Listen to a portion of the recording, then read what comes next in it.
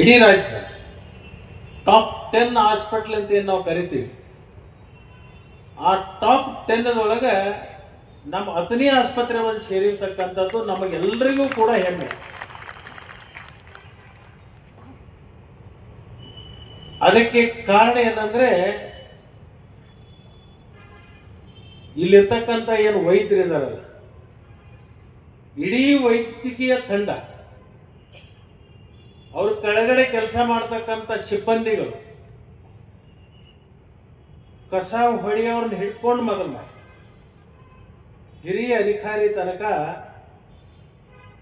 ಇದು ದೇವರ ಕೆಲಸ ಅಂತಕ್ಕಂಥ ಮನೋಭಾವನೆಯಿಂದ ಇಡೀ ರಾಜ್ಯದಲ್ಲಿ 100 ಆಸ್ಪತ್ರೆ ಒಳಗ, ಉತ್ತಮ ಆಸ್ಪತ್ರೆ ಒಳಗ 10ರಲ್ಲಿ ಅಥಣಿ ಸೇರಿರ್ತಕ್ಕಂಥದ್ದು ಬಹುಶಃ ನಿಮ್ಮ ದುಡಿಮೆಯಿಂದ, ನಿಮ್ಮ ಶ್ರಮದಿಂದ ನಮ್ಮ ತಾಲೂಕಿಗೆ ಮತ್ತು ನಮ್ಮ ಎಲ್ಲರಿಗೂ ಕೂಡ ಇವತ್ತು ರಾಜ್ಯದಲ್ಲಿ ಗೌರವ ಬಂದಿದೆ. ಅದಕ್ಕೆ ನಿಮಗೆ ಎಷ್ಟು ಅಭಿನಂದನೆ.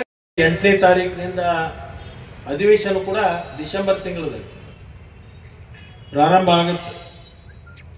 ಆ ಸಂದರ್ಭದಲ್ಲಿ ಕೆಲವೊಂದು ಉದ್ಘಾಟನೆಗಳ ಕಾರ್ಯಕ್ರಮ, ಭೂಮಿ ಪೂಜೆ ಕಾರ್ಯಕ್ರಮಗಳನ್ನು ಕೂಡ ಹಮ್ಮಿಕೊಳ್ತಕ್ಕಂಥ ಒಂದು ಆಲೋಚನೆ ಮಾಡಿದ್ದೀವಿ. ಅಂಥ ಸಂದರ್ಭದಲ್ಲಿ ಈ 9 ಪ್ರಾಥಮಿಕ ಆರೋಗ್ಯ ಕೇಂದ್ರಗಳೇನು ಮಂಜೂರಾಗಿದೆ, ಅಷ್ಟರೊಳಗಾಗಿ ಅವಕ್ಕೆಲ್ಲನೂ ಟೆಂಡರ್ ಪ್ರಕ್ರಿಯೆ ಮುಗಿಸಿಕೊಂಡು ಆ ಸಂದರ್ಭದಲ್ಲಿ ನಮ್ಮ ದಿನೇಶ್ ಗುಂಡೂರಾವ್ ಅವರನ್ನು ಕರ್ಕೊಂಡು ನಮ್ಮ 3 ಕೋಟಿ ಆಸ್ಪತ್ರೆ ಏನಿದೆ, 3 ಕೋಟಿ 20 ಲಕ್ಷ ಸಿನ್ನಾಳದಲ್ಲಿ, ಆ ಒಂದು ಅಡಗಲ್ ಸಮಾರಂಭಕ್ಕೆ ತರೋಣ ಮತ್ತು ನಮ್ಮ ಸಂತೋಷ್ ಲಾಡೋ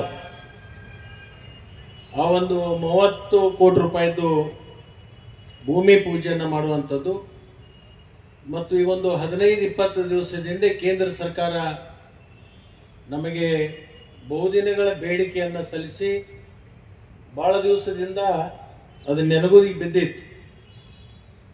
ಅದು ಕೇಂದ್ರೀಯ ವಿದ್ಯಾಲಯ, ಅದು ಒಂದು 15 ದಿವಸದ ಹಿಂದೆ ಸಚಿವ ಸಂಪುಟದಲ್ಲಿ ಅದನ್ನು ಒಪ್ಪಿಗೆಯನ್ನು ಕೊಟ್ಟು ಮಂಜೂರಾತಿ ಪತ್ರವನ್ನು ಕೊಟ್ಟಿದ್ದಾರೆ. ಅದಕ್ಕೆ ಸುಮಾರು ಕೇಂದ್ರ ಸರ್ಕಾರದಿಂದ 40 ಕೋಟಿ ರೂಪಾಯಿ ಬಿಡುಗಡೆ ಆಗುತ್ತೆ. ಅಲ್ಲಿವರೆಗೆ ನಮ್ಮ ಸಂಕೀರ್ಣ ಶಾಲೆ ಒಳಗಡೆ ನಮ್ಮ ವಿದ್ಯಾರ್ಥಿಗಳನ್ನು ಅಡ್ಮಿಷನ್ ಮಾಡಿಕೊಂಡು ಅದನ್ನು ಪ್ರಾರಂಭ ಮಾಡ್ತೀವಿ. ಕೇಂದ್ರೀಯ ವಿದ್ಯಾಲಯದಲ್ಲಿ ಅಂದರೆ ಅದರದ್ದು ಸೆಂಟ್ರಲ್ ಸಿಲೆಬಸ್ ಇರೋದ್ರಿಂದ ಆಸ್ಪತ್ರೆ ಅಂದಮೇಲೆ ಅವರೇನು ಭಗವಂತ ಅಲ್ಲ. ರೋಗಿಗಳನ್ನು ತಂದ ಮೇಲೆ ನಾವು ಅವ್ರನ್ನ ದೇವರಂತ ತಿಳ್ಕೊಂಡಿರ್ತೀವಿ. ವೈದ್ಯನಾರಾಯಣ ಅಂತ ನಾವು ಕರಿತೇವಲ್ಲ, ಅಂದರೆ ದೇವರು ಅಂತ ತಿಳ್ಕೊಂತೀವಿ. ಅಷ್ಟೊಂದು ಶ್ರದ್ಧೆಯಿಂದ ಅಲ್ಲಿ ತಂದು ಹಾಕಿರ್ತೀವಿ. ಅವ್ರ ಶಕ್ತಿ ಮೀರಿ ಪ್ರಯತ್ನ ಮಾಡ್ತಿರ್ತಾರೆ. ಅವ್ರ ಶಕ್ತಿ ಮೀರಿ ಪ್ರಯತ್ನ ಮಾಡಿದಂಥ ಸಂದರ್ಭದಲ್ಲಿನೂ ಒಮ್ಮೊಮ್ಮೆ ಕೈ ಮೀರಿ ಉಳಿಸ್ಕೊಳ್ಳಿಕ್ಕಾಗಲ್ಲ. ಆದರೆ ಅದನ್ನೇ ತಪ್ಪು ಭಾವನೆಯನ್ನು ಇಟ್ಕೊಂಡು ಅವ್ರ ಮೇಲೆ ಆಕ್ರೋಶ ವ್ಯಕ್ತ ಮಾಡಿ ಅವ್ರ ಮೇಲೆ ಹಲ್ಲೆ ಮಾಡ್ತಕ್ಕಂಥದ್ದು ಕೂಡ ಇಂದು ನಾವು ಕೇಳಿದ್ವಿ. ಪಾಪ ಅವರು ಸರ್ಕಾರಿ ನೌಕರಿ ಮಾಡುವ ಮೊದಲು ನಿಮಗೆ ಗೊತ್ತಿರಲಿ, ಒಬ್ಬ MBBS ಕಲಿತು ಒಬ್ಬ MD ಆಗಬೇಕಾದ್ರೆ 4 ಕೋಟಿ ಖರ್ಚು ಬರ್ತದೆ. MBBS ಮುಗಿಸ್ಕೊಂಡು MD ಮಾಡ್ಕೊಂಡು ಬರಬೇಕಾದ್ರೆ 4 ಕೋಟಿ ಖರ್ಚು ಬರ್ತದೆ. ಆ 4 ಕೋಟಿ ಖರ್ಚು ಮಾಡಿ ವೈದ್ಯರಾಗಿ ಇಲ್ಲಿ ಬಂದು ಸರ್ಕಾರಿ ಆಸ್ಪತ್ರೆ ಒಳಗೆ 1 ಲಕ್ಷ, 1.5 ಲಕ್ಷ, 2 ಲಕ್ಷದಲ್ಲಿ ಕೆಲಸ ಮಾಡ್ತಿರ್ತಾರೆ. ಎಲ್ಲಿ ಹೊರಗಡೆಕ್ಕಿಂತಲೂ ಇಲ್ಲಿ ಸರ್ಕಾರದ ಸೇವೆ ಮಾಡೋಣ, ನಿಮ್ಮ ಸೇವೆ ಮಾಡೋಣ ಅಂತಕ್ಕಂಥ ಭಾವನೆ ಇಟ್ಕೊಂಡು ಬಂದಿರ್ತಾರೆ. ಆ ಕೈ ಮೀರಿ ಹೋಗಿರ್ತಕ್ಕಂಥ ಸಂದರ್ಭದಲ್ಲಿ ಅವ್ರ ಮೇಲೆ ಆಕ್ರೋಶತನ ಮಾಡಲಾರ್ದೇನೆ ಆ ದೇವರ ಇಚ್ಛೆ ಅಂತ ಆಗಿದೆ ಅಂತಕ್ಕಂಥ ಮನೋಭಾವನೆಯನ್ನು ನಾವು ಇಟ್ಕೋಬೇಕಾಗ್ತದೆ. ನೀವು ಹಾದಿಯಾಳು ಬರುವತ್ನಾಗ ಮೋಟರ್ ಸೈಕಲ್ ಮ್ಯಾಗ ಎಲ್ಲರೂ ಆಕ್ಸಿಡೆಂಟ್ ಆಗಿ ಅಲ್ಲೇ ಡಮ್ ಅಂದ್ರೆ ಯಾರ ಮ್ಯಾಗ ತಗೋತೀರಿ? ಯಾಕೆ ಹೇಳಿ, ನಮ್ಮಪ್ಪ 105 ವರ್ಷ, ಲಕ್ಷ್ಮಣ ಫಾದರ್ 100 ವರ್ಷ ಎಲ್ಲ ಹಿರಿಯರಿದ್ರು ಅವಾಗೆಲ್ಲ. ಅವಾಗೇನ ದವಾಖಾನೆಗೆ ಯಾರು ಹೋಗಲಿಲ್ಲ ಶಿವಾನಂದ. ನಂದ ಹೇಳ್ತೇನೆ, ಈಗ ನನ್ನ ಶರೀರದಾಗ ಕೊರಿಲ್ದು ಒಂದು ಜಾಗ ಉಳಿದಿಲ್ಲ. ಅವನು ಇಲ್ಲಿಂದ ಹಿಡಿದು ಇಲ್ಲಿಂದ ಹರಿದಿರು ಶುದ್ಧಾಗಿ ಬಂದ್ಬೇಕು ನೋಡಿ ಹರಿತು. ಇವ್ ನೋಡಿ ಒಳಗೆ ಅಲ್ಲಿ ಬಿಟ್ಟಿದ್ದೀರಿ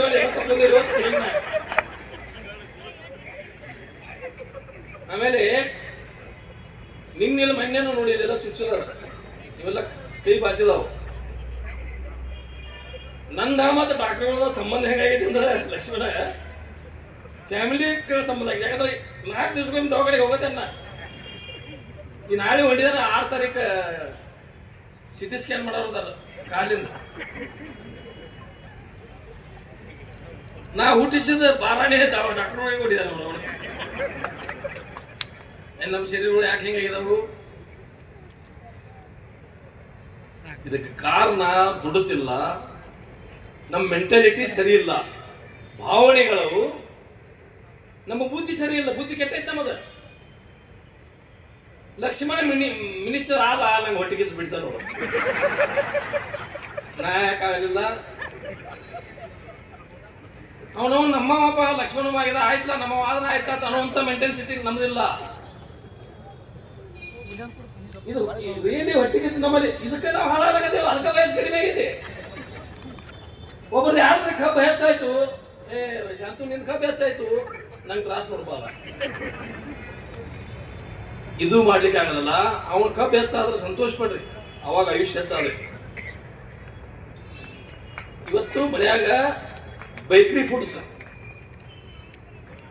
ಬಿಸ್ಕಿಟ್ ಕೊಡ್ತಾರೆ ಹುಡುಗರಿಗೆ. ಬಿಸ್ಕಿಟ್ ಕೊಡೋದು ಬಂದ್ ಮಾಡ್ರಿ. ಎಲ್ಲ ಹೆಣ್ಮಕ್ಳು ಬಹಳ ಜನ ಇದಾರೆ ಇಲ್ಲಿ. ಹಾಳಾಗತ್ತು ಅಂದ್ರೆ ಮೊಬೈಲ್ ಕೊಡ್ತೀರಿ, ಬಿಸ್ಕಿಟ್ ಕೊಟ್ಟು ನಿಮ್ದು ಮತ್ತೆ ತೆಗೆದುಕತ್ತೀರಿ. ಮೊಬೈಲ್ ಕೊಡೋದು ಬೇಡ, ಬಂದ್ ಮಾಡ್ರಿ. ಬಿಸ್ಕಿಟ್ ಬಂದ್ ಮಾಡ್ರಿ, ಬೇಕರಿ ಫುಡ್ಸ್ ಬಂದ್ ಮಾಡ್ರಿ. ಇಲ್ಲಿ ಬೇಕರಿ ಯಾರೇ ಇದ್ರಂದ್ರೆ ನಾವು ನನಗೆ ಬೈತಾರ ಅವ್ರು. ಮಗ ನಮ್ಮ ಕಟ್ಟಿ ಮ್ಯಾಗ ಕಾಲು ಕೊಡಕ ಬೈದಾಡ್ತೇವೆ. ಬದುಕುದು ಹೆಚ್ಚಿತ್ತು, ಹೆಚ್ಚದ 24x7 ತಾಯಿ ಮತ್ತು ಮಕ್ಕಳ ಸೇವೆ, ರಕ್ತ ತಪಾಸಣೆ ಮತ್ತು ಇತರ ಸೇವೆಗಳಾದ ECG, ಕ್ಷಯಕಿರಣ, ಕಣ್ಣಿನ ತಪಾಸಣೆ, ಚರ್ಮ ರೋಗ, ಎಲುಬು ಕೀಲು.